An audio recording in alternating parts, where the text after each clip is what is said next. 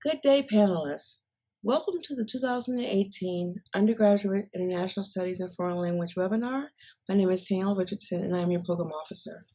Today, we'll be going over the following: an overview of the UISFL program, the panel review process, the selection criteria, and additional helpful information. Program overview. The Undergraduate International Studies in Foreign Language program, also known as UISFL, is designed to provide funds to plan, develop, and carry out programs to strengthen and improve undergraduate instruction in international studies in foreign language. In 2018, we have an estimated amount of $2.5 million to fund up to 30 new awards. For a single applicant can request up to $95,000 per year, and a consortial applicant can request up to $150,000 per year.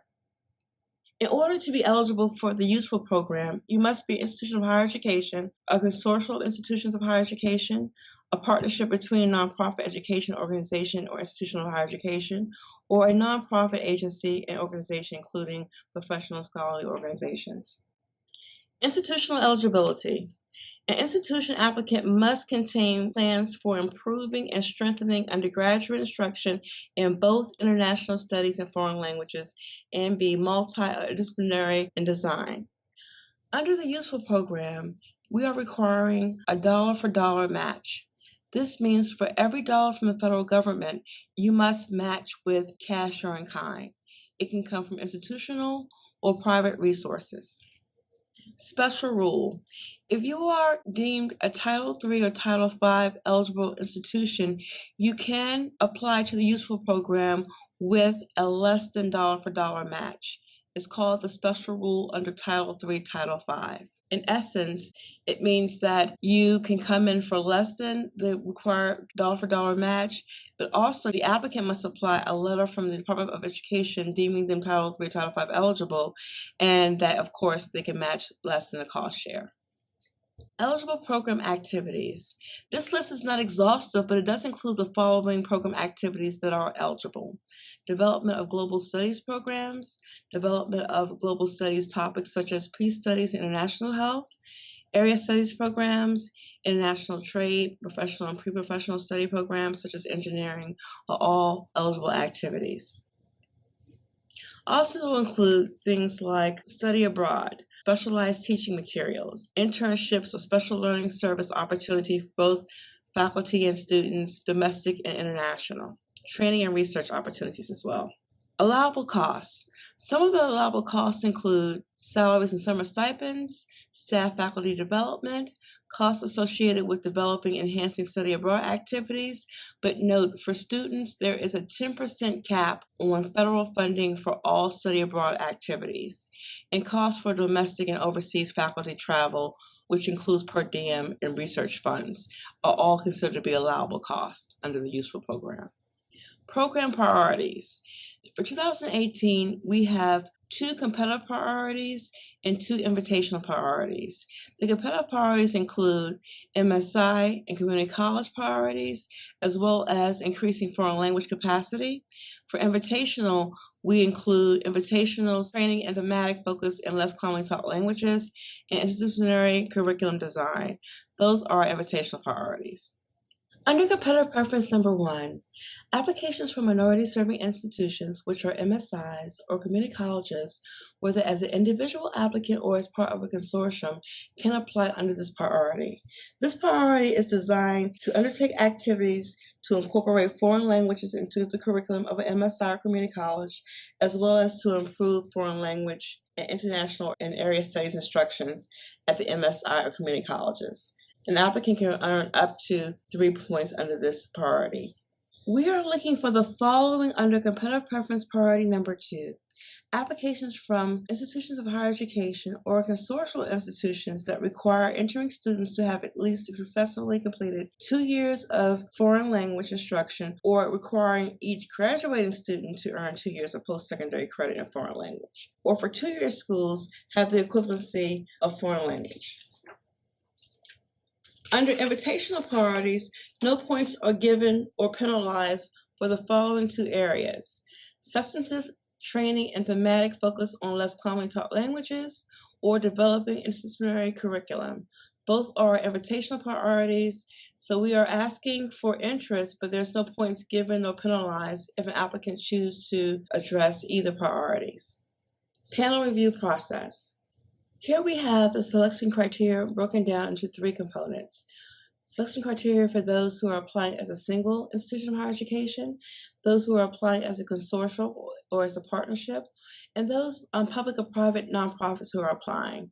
As you can see, there's no more than 105 points for both the institutional application, single applicant, as well as the consortial applicant. For those who are applying as a public or nonprofit, the maximum points earned is 100 points. Selection criteria. The basic selection criteria would be plan of operation, quality of key personnel, budget and cost effectiveness, adequacy of resources, and the evaluation plan. Under plan of operation, here's what we're looking for: a description of the project design, effective planning and operation, an applicant that shows efficient administration, an outline of project objectives in relation to the program purpose, how the resources will be used and effective over the project, and of course, an equal access outline. We're looking for those themes under plan of operation.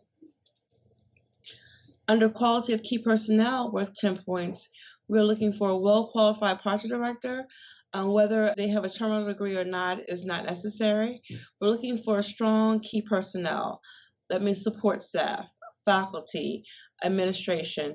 All those who are designed or who are identified as being key support staff should have credentials to administer the project. An outline of a time commitment, education experience, qualifications of all key personnel, something they were looking for, as well as a discussion of non-discriminatory practices, all for key personnel. Under budget and cost effectiveness, worth 10 points, how well and how cost effective is the budget related to the project activities? We're looking for a detailed budget breakdown for each year of funding as well as match. We're looking to see how well the objectives are matched with the cost effectiveness, as well as the relationship between the project objectives and the project costs for both federal and for matching. Under evaluation plan, worth 20 points, we're looking for detail and specificity of the evaluation plan. We're looking for if their objectives are quantifiable. We're looking for demonstrated examples of what we're using for the evaluation tools. We're looking for a strong proposed timeline, all under evaluation plan. Under adequacy of resources, worth 5 points, we're looking to see if the applicant's facilities are strong, including their equipment, their supplies, and library resources. We're looking to see how their resources are related back to their project activities. Under commitment of international studies, 15 points, we're looking for the following: current strengths that are measured by number of international studies courses offered. We're looking for current past improvements of faculty administration, planning for implementation of the proposed project. We're looking to see how well the institutional commitment is established and how it will be integrated after the funding even ends. We're looking for a level of strong institutional commitment from the applicant. Under Elements of International Studies program, worth 10 points, we're looking to see how the proposed activities contribute to the implementation of international studies.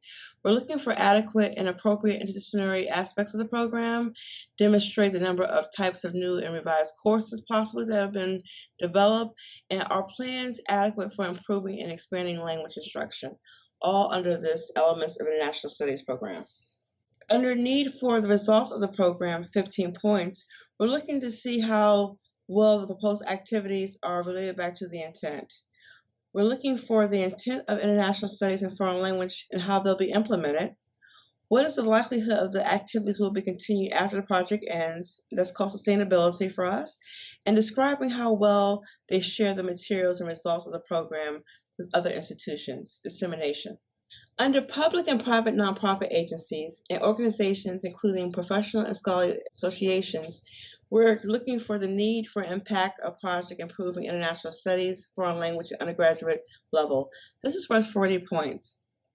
We're looking to see how well the federal funds will be using to achieve these results, describing a significant contribution to improve the teaching of international studies and modern foreign languages at the undergraduate level.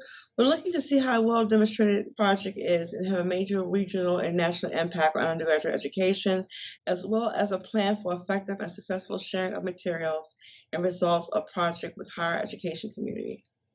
Each application should contain a PMF form, performance measure form. We require each applicant to submit one form per goal.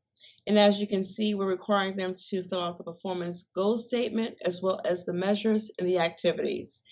The indicators, the frequency, and the source is not required until they become grantees. So we're requiring the first three. The project goal statement, performance measures, and activities are all required for each project goal submitted. Here is a sample PMF of what you might see in the application. Written comments. Please do not reference any page numbers or name of the institution or personnel. Comments are shared with institutions and should be respectful of any comments made, including personal statements. Scores and comments should be supportive of strengths and weaknesses, and please provide a minimum of at least 3 strengths for each section, and if required, weaknesses for the section as well. If you deduct points, you should include a weakness to support your reduction of points. When reviewing the PMF, please make sure that you review the project goals, project measures, and activities that are directly linked to the project that are measured. If the evaluation plan is comprehensive and speaks to the project and the PMF needs to be revised, please provide substantive guidance to the applicant. Review process. Review process. Please do not submit final comments until instructed by either myself or your panel monitor. Please list your strengths and weaknesses in every section. Please spell check and please check your grammar. Please be aware that G5 will time out after 20 minutes, so we advise you to work offline, maybe in Word, and then cut and paste into G5. Please make sure that you write both strengths and weaknesses to support the actual criterion address. And of course, please provide detailed specificity throughout the comment section. For additional G5 panel review or webinar information, please click on the following link. There you'll find detailed instruction on how to navigate the system. Questions, comments, or concerns? Please contact me directly, Danielle Richardson at ed.gov or Ms. Carla White, ed.gov. For technical assistance with G5, contact the help desk, the online training modules, and G5 directly. Thank you.